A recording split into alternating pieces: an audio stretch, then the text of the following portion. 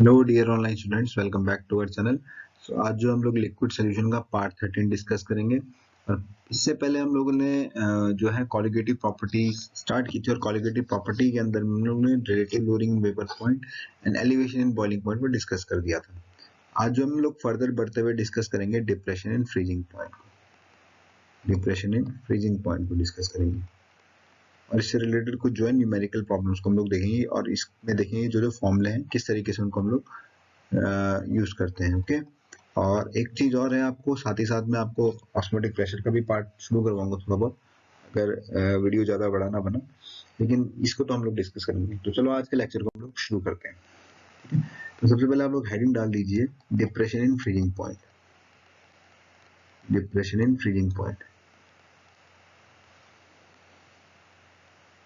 तो होता क्या है, इससे हम लोग समझते हैं डिप्रेशन का मतलब है चेंज आना, एक तरीके से ना। डिप्रेशन का मतलब क्या, एकदम डाउन होना चीजों का। तो अगर हम लोग यहाँ पे डिस्कस करने जा रहे हैं फ्रीजिंग पॉइंट का डिप्रेशन, तो ये होता क्या है बेसिकली, ये जानना बहुत जरूरी है। तो आपको पता है कि यूजुअली फ्रीजिंग पॉइंट होता क्या है कि एक ऐसा टेम्परेचर जहाँ पे आपके पास में जो है लिक्विड क्रिस्टलाइज होता है, किसमें, सॉलिड में। Liquid crystallises into solid. ये कह सकते हो कि दोनों का वेपर प्रेशर इक्विलिब्रियम में आ जाए, यहाँ पे सॉलिड फेज का भी और लिक्विड फेज का भी। उसको हम बोलते हैं क्या, फ्रीजिंग पॉइंट बोलते हैं। लेकिन जो नॉर्मल लैंग्वेज में इस तरीके से आप बोल सकते हो, जो साइंटिफिक डेफिनेशन है, तो नॉर्मल लैंग्वेज में हम लोग बोलते हैं कि सॉलिड और लिक्विड क्या करते हैं, जब इक्विलिब्रियम में आ जाते हैं, तो इसको हम बोलते हैं क्या, टेम्परेचर को बोलते हैं हम लोग फ्रीजिंग पॉइंट। लेकिन जो ऑथेंटिक डेफिनेशन है, साइंटिफिकली जो इंपॉर्टेंट टर्मिनोलॉजी है, वो ये है कि the temperature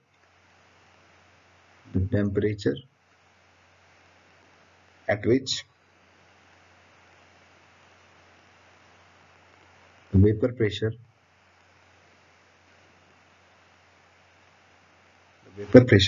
of liquid become यहाँ पे आपके पास में क्या होगा, liquid becomes equal to vapour pressure of solid. जहाँ पे आपके पास में क्या होगा, वेपर प्रेशर ऑफ लिक्विड जो है किसके बराबर हो जाएगा, आपको वेपर प्रेशर ऑफ सॉलिड के बारे में। तो होता क्या, अब समझना है यहाँ पे, जब हम लोग क्या करते हैं, जब भी हम लोग एक नॉन वोलेटाइल सॉल्यूट को ऐड करेंगे, अभी मैं क्वालिटेटिव प्रॉपर्टीज को नहीं इंट्रोड्यूस मैं भी क्वांटम फैक्टर को इंट्रोड्यूस नहीं कर रहा हूँ, ठीक है। तो हम बोल रहे हैं simply when a non volatile solute is added when a non-volatile solution is added to a pure solvent, एक प्योर सॉल्वेंट हम लोग ऐड करते हैं, तो जो फ्रीजिंग पॉइंट होता है, तो freezing point of pure solvent वो डिक्रीज कर जाएगा, ठीक है, decreases, and this decrease in freezing point is called depression in freezing point। इसको क्या बोलते हैं, डिप्रेशन इन फ्रीजिंग पॉइंट बोलते हैं, ठीक है। तो कहने का मतलब ये है कि एक सर्टेन सॉल्वेंट के अंदर में जब लोग किसी नॉन वोलेटाइल सॉल्यूट को ऐड कर रहे हैं, यहाँ पे आपके पास में टेम्परेचर है, इस कर्व में हमारे पास में टेम्परेचर है, और यहाँ पे आपके पास में प्रेशर पॉइंट रिप्रेजेंट कर रहा है, ठीक है। तो मैं ये बोल रहा हूँ आप लोगों को कि यहाँ पे आपके पास में किसी भी एक, हमारे पास में एक प्योर सॉल्वेंट था, इस सॉल्वेंट में क्या किया हम लोगों ने, सोल्यूट ऐड किया, नॉन वोलेटाइल सोल्यूट। तो ये प्योर सॉल्वेंट था, इसका जो टेम्परेचर है, फ्रीजिंग पॉइंट है, उसमें क्या आ गया, चेंज आ गया, नहीं अब ये कम टेम्परेचर पे फ्रीज करेगा, और ये जो चेंज आ रहा है, इसी को हम लोग क्या बोलते हैं, इसी को हम लोग बोलते हैं डिप्रेशन इन फ्रीजिंग पॉइंट। तो यूजुअली आपके पास में क्या है, यहाँ पे आपके पास में लिक्विड है, एक प्योर सॉल्वेंट है, और इसी पॉइंट पर, यानी यहाँ पे वो प्रेशर है ना, जहाँ पे आपका दोनों का प्रेशर क्या हो जा रहा है, इक्वल हो जा रहा है, वेपर प्रेशर, वो प्रेशर है वो, और इस टेम्परेचर पे वो फ्रीज होने लग रहा है। यहाँ पे दो डिफरेंट मैंने आपको पोजीशंस दिखाई है। ये रिप्रेजेंट कर रहा है आपका किसका, यहाँ पे जो टेम्परेचर है, ये आपका प्योर उसका है, प्योर सॉल्वेंट का है, आपको प्योर सॉल्वेंट का है, TF नॉट। और ये जो आपके पास में प्योर किसका है, ये आपके पास में सोल्यूशन का है, दिस इज सोल्यूशन। यानी जो हम लोग ऐड कर रहे हैं किसको, जो हम लोग ऐड कर रहे हैं किसको, यानी TF जो टेम्परेचर है यहाँ पे, जो हम लोग ऐड कर रहे हैं किसी नॉन वोलेटाइल सोल्यूट को, ठीक है। तो ऐसा नहीं कि किसी वोलेटाइल सॉल्यूट के ऐड करने से नहीं होगा, वोलेटाइल सॉल्यूट करने से भी होगा, लेकिन वहां पे फिर हम लोग इस फैक्टर को लेकर चलेंगे, साथ ही साथ पॉइंट ऑफ फैक्टर को भी लेकर चलेंगे, ठीक है। तो याद रखना हमेशा तो एक चीज याद रखना आप लोग, क्या याद रखोगे कि जो फ्रीजिंग पॉइंट होगा किसी भी solution का, है ना, फ्रीजिंग पॉइंट जो किसी भी सोल्यूशन की अगर हम लोग बात करेंगे फ्रीजिंग पॉइंट की, तो freezing point of solution containing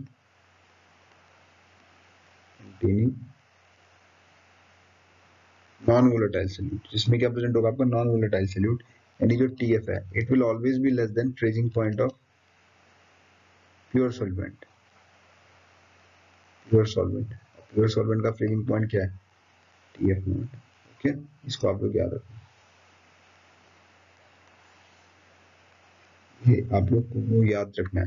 जैसे आपको delta TF depression in freezing point कितना मिला? डिप्रेशन इन फ्रीजिंग पॉइंट यानी TF minus TF not minus TF। Okay, इस चीज को ध्यान रखना, TF नॉट माइनस TF। तो वाटर का जो TF नॉट होता है कितना होता है? 0 डिग्री सेल्सियस, यानी TF जो होगा that will be negative of delta TF। इस चीज को ध्यान रखना, फॉर्मूले में कई बार स्टूडेंट जो गड़बड़ कर देते हैं, इस चीज को आप लोग ध्यान में रखिएगा।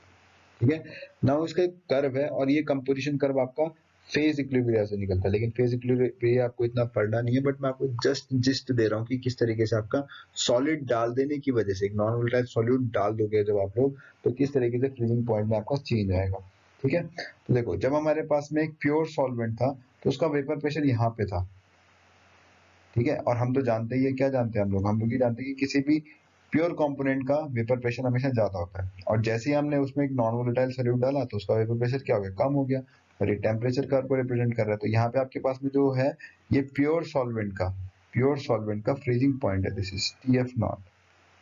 ठीक है, और ये जो आपके पास में रिप्रेजेंटेशन कर रहा है that is freezing point of delta TF। ये आपका आपके पास क्या? Freezing point of solution, freezing point of solution को रिप्रेजेंट कर रहा है, फ्रीजिंग पॉइंट ऑफ सोल्यूशन को रिप्रेजेंट कर रहा है। और जो यहाँ पे आपके पास में चेंज आ रहा है, तो यहाँ पे आपके पास में चेंज आ रहा है that is your delta TF। आपके पास में क्या है? डेल्टा TF है। ठीक है, यहाँ पे आपका स्टूडेंट जो है ये फेज डायग्राम से जनरेट हुआ, यहाँ पे आपके पास में लिक्विड का कंपोजिशन था, और जैसे ही आपने इसमें क्या किया, यहाँ पे आपने सॉलिड किया, और ये इसके आगे क्या होगा आपके पास में, यहाँ से एक फेज डायग्राम का कर्व निकल के आता है फेज डायग्राम से, यहाँ पे आपने सॉलिड का कंपोजिशन जनरेट कर दिया। सॉलिड का कंपोजिशन का मतलब क्या है? सॉलिड का कंपोजिशन का मतलब है ये पूरा सोल्यूशन होगा इधर से, इसके कर्व के साथ साथ सॉलिड, यानी सॉलिड ऐड कर दिया है सामने, तो सॉलिड ऐड कर दिया तो अब पूरा का पूरा यहाँ पे जो कर्व निकल के आएगा दैट इज ऑफ सोल्यूशन, ये सोल्यूशन का कर्व होगा। ठीक है, बट आपको मोटी मोटी बात क्या याद रखनी कि जो प्योर सॉल्वेंट था, प्योर सॉल्वेंट का प्रेशर, वेपर प्रेशर ज्यादा होता है, वो इसलिए उसका फ्रीजिंग पॉइंट यहाँ पे भी था, और जैसे मैंने उसने नॉन वोलेटाइल सॉल्यूट डाला तो उसका वेपर प्रेशर तो कम हो गया, साथ ही साथ उसका फ्रीजिंग पॉइंट भी क्या हो गया आपका, और शिफ्ट हो गया। ठीक है, तो ये चीज आप लोग ध्यान में रखना। ठीक है, नाउ इसके फॉर्मूले की बात करें अगर हम लोग, तो इट इज सिमिलर टू के डेल्टा TP। तो delta TF is directly proportional to what? It is directly proportional to molality, ये हमेशा मोलैलिटी के क्या होगा? प्रोपोर्शनल होगा।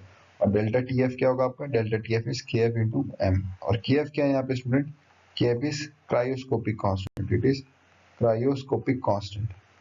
क्रायो टर्म जो हमेशा किसके लिए आने वाला है? Cryo term is for always for deep, मतलब क्रायो मींस क्या होता है? डीप ना, डीप फ्रीजिंग जिसे हम बोलते हैं। तो और ठीक है, याद रखना। और साथ ही साथ हम इसको क्या बोलते हैं? एक टर्म और बोलते हैं इसको हम लोग molal depression in freezing point, molal depression in freezing point, molal depression in freezing point, ये भी आपको ध्यान में रखना है। ठीक है, नेक्स्ट है स्टूडेंट, यहाँ से जो हमारे पास में फॉर्मूला बन के आता है दैट इज इंपॉर्टेंट। हाँ, एक चीज और बता दूं, अगर हम लोग इसमें वोलेटाइल सॉल्यूट को ऐड कर रहे हैं, अगर हम लोग वोलेटाइल सॉल्यूट की बात करें तो डेल्टा TF किसके बराबर होगा?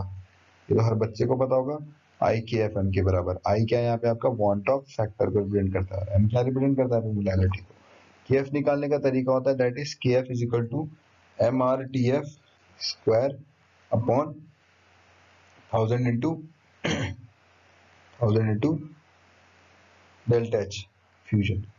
डेल्टा H फ्यूजन का मतलब क्या है? It is represent enthalpy of fusion. वैसे इससे क्वेश्चन नहीं बनता, तो इंपॉर्टेंट नहीं है ये ज्यादा इंपॉर्टेंट है जो ऊपर मैंने बताया, एंथैल्पी ऑफ फ्यूजन। इतना डीप नहीं जाएगा, लेकिन हाँ एनसीईआरटी में गिवन है सारी चीजें, तो आपको थोड़ा बहुत इसके बारे में पता होना चाहिए।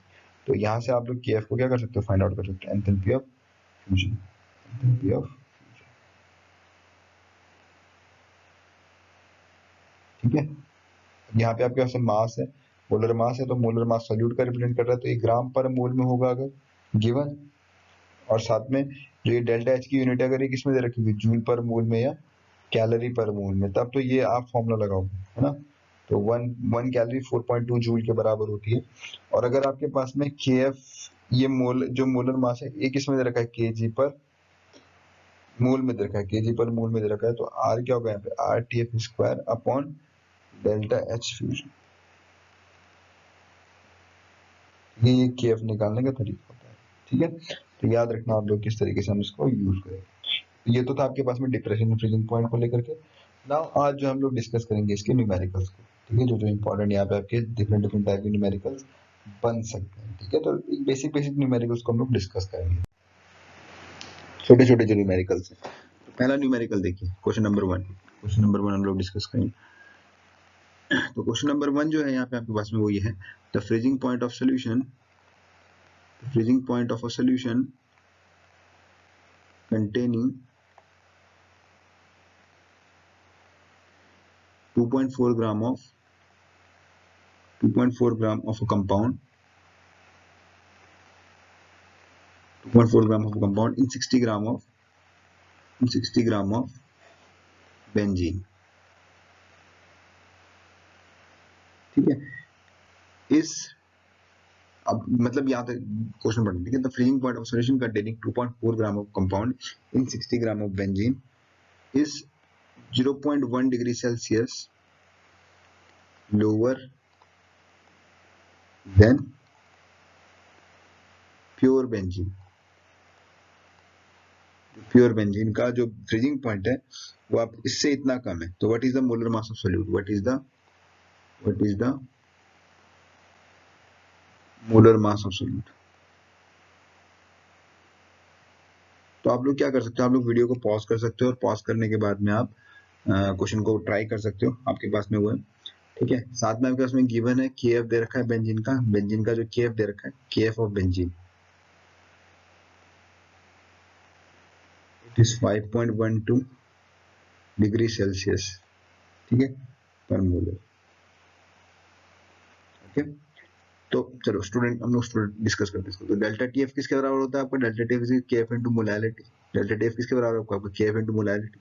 हम लोग जो डेल्टा TF है it is depression in freezing point, that is कितना है आगे आपका, lower than 0.1 degree Celsius lower बोला, तो यानी ये कितना होगा आपके पास में 0.1, और KF की बात करें तो इट इज 1.2 डिग्री सेल्सियस पर मोलर। मोलर मास आपको निकालना है, तो मोलैरिटी का फॉर्मूला तो सभी का होता है given mass of solute upon molar mass of solute. Solute कौन सा मोलर मास आपको निकालना है, it is molar mass of solute into given mass of solvent. तो सॉल्वेंट का कितना मास दे रखा है, इट इज 60 ग्राम, और ग्राम में दे रखा है तो ऊपर कैसे मल्टीप्लाई करोगे 1000, ठीक है। तो अगर आप इसको वो करोगे, कैलकुलेट करोगे, तो मोलर मास कितना निकल जाएगा 4 into 5.12, it is approximately 20.48 gram, it will be the molar mass of solute, ये लिखा जाएगा, ठीक है। तो काफी सिंपल क्वेश्चन था, ठीक है, इजी क्वेश्चन था। तो टफ क्वेश्चन आपको देगा भी नहीं, ऐसा है कि इसमें पढ़ने में तो बहुत सारी चीजें, बहुत सारे क्वेश्चन हैं जो आप इसमें बन सकते हैं, लेकिन उतना टफ वो आपको देगा नहीं। क्यों, क्योंकि आपके पास में जो है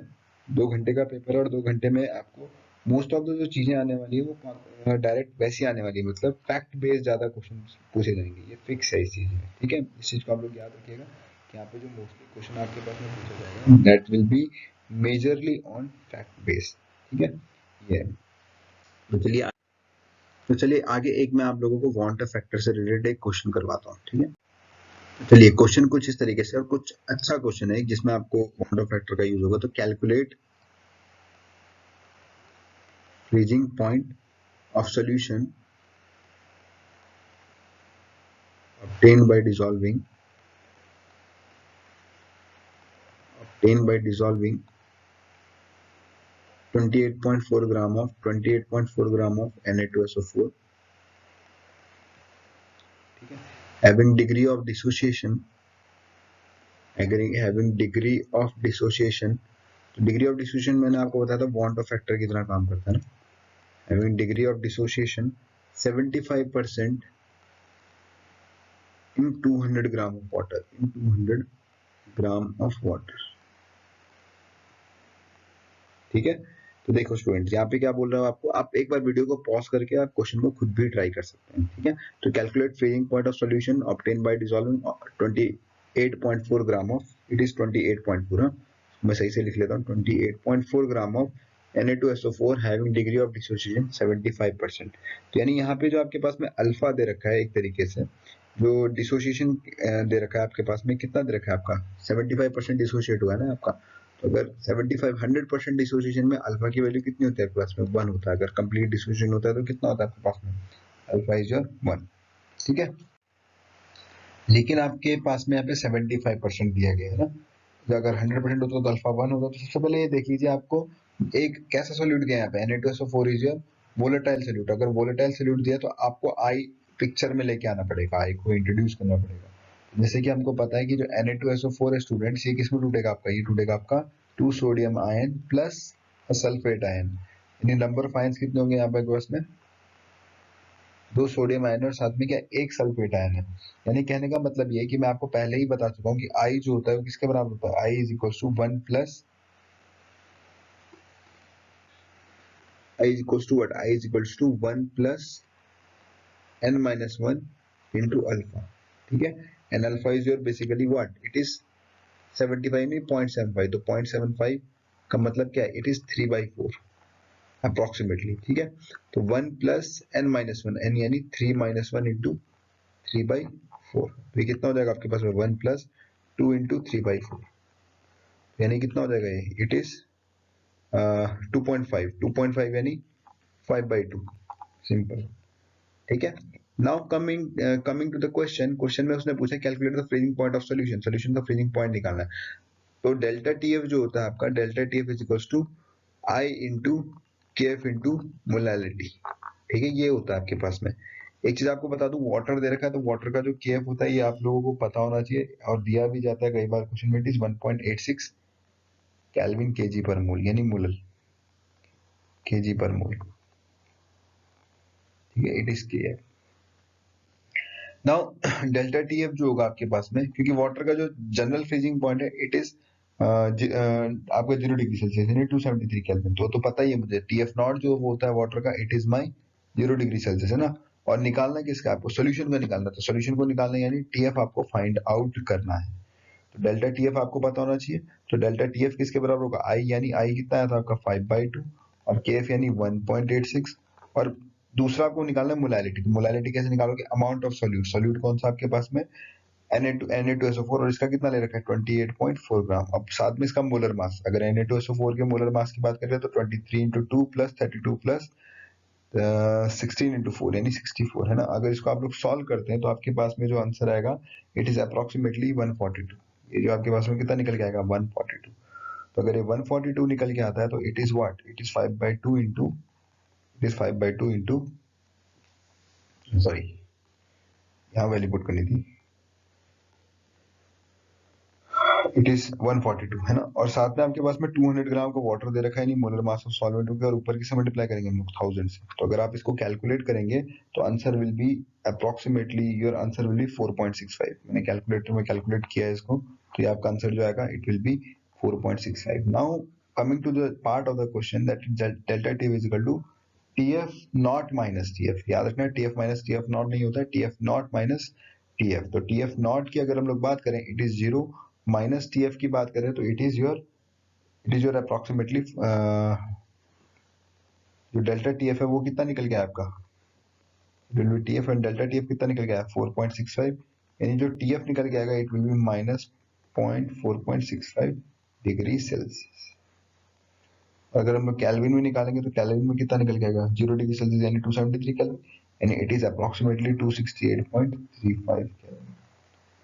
तो डिफरेंस तो आपका कैल्विन में लो या उसमें लो सेम ही रहता है, but temperature degree Celsius scale में ले रहे हैं और कैल्विन में ही ले रहे हैं। तो स्टूडेंट ये तो था आज के लेक्चर में, मैंने डिप्रेशन इन फ्रीजिंग पॉइंट को डिस्कस किया। ठीक है, कल जो है मैं आज ज्यादा बड़ा लेक्चर बनाना नहीं चाहता, क्योंकि क्या होता है कि प्रिस्क्राइब्ड टाइम है हमारे पास में, तो एक कॉन्सेप्ट को आप अच्छे से समझिए, उससे रिलेटेड एनसीईआरटी में क्वेश्चंस कीजिए, आपको फायदा मिलेगा, जरूर फायदा मिलेगा। ठीक है, क्योंकि साइंस से रिलेटेड एग्जाम है तो एनसीईआरटी को हम लोग छोड़ नहीं सकते, तो साथ ही साथ जो है एनसीईआरटी को भी सॉल्व करते रहिए। जब सिलेबस कंप्लीट आउट हो जाएगा तो मैं आप लोगों को एनसीईआरटी की पूरी सीरीज इसमें चैनल में अपलोड करूंगा, उसको पूरा डिस्कस हम लोग करेंगे। तब तक के लिए आप लोग चैनल के साथ बने रहिए। ठीक है, आप लोग लेक्चर्स को देखिए और keep supporting us. Thank you so much and take care.